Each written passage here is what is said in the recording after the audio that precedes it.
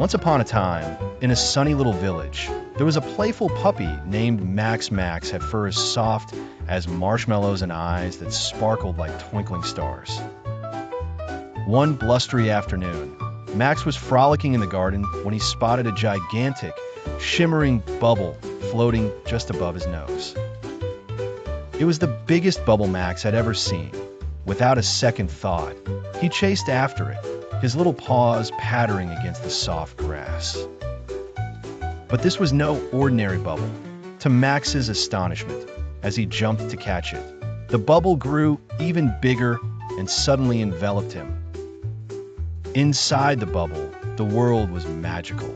The walls of the bubble sparkled with all the colors of the rainbow, and everything outside appeared tiny, like toys you'd find in a dollhouse. The bubble slowly lifted Max up, high above the trees and into the sky. Max yipped with excitement as he floated above the cotton candy clouds, seeing the world like never before. Soon, Max noticed something incredible, a whole town made entirely of bubbles. There were bubble houses, bubble trees, and even bubble roads. Welcome to Bubble Town. As the bubble gently carried Max down, he landed softly on a bubble street that bounced under his paws like a trampoline. The inhabitants were soap characters, round and wobbly. They were just as amazed to see Max as he was to see them. Max was greeted by the bubble mayor, a jolly fellow who wore a big, shimmering top hat. The mayor kindly waved as he bounced toward Max. Welcome to Bubble Town, young pup.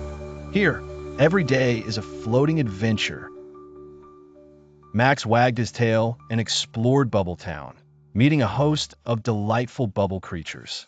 There was Soap Sud, the bubbly baker, who baked bread as light as clouds and rainbow, the bubble artist who painted the sky with colors.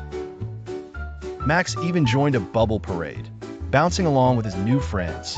But soon, the sun began to set, turning the bubbles golden. Realizing it was time to return home, Max thanked the bubbly townsfolk, who kindly waved goodbye. Just then, a gentle breeze blew Max's bubble gently back down to the garden. As the bubble popped with a harmless hiss, Max found himself back among the flowers.